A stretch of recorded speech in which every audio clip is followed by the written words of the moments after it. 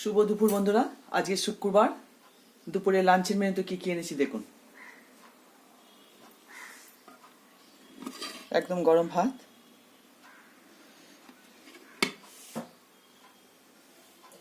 তার সঙ্গে রয়েছে ডাল। এই ডালটা হলো সেদ্ধ ডাল,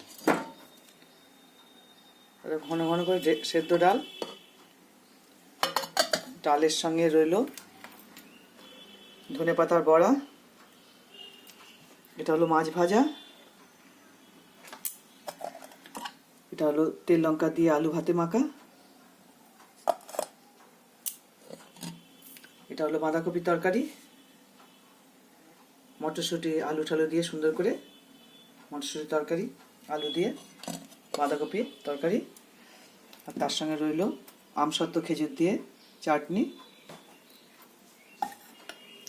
আপনারা ভালো থাকবেন, সুস্থ থাকবেন। আমার রান্নাবান্না যদি আপনাদের পছন্দ হয়, লাইক শেয়ার সাবস্ক্রাইব করবেন।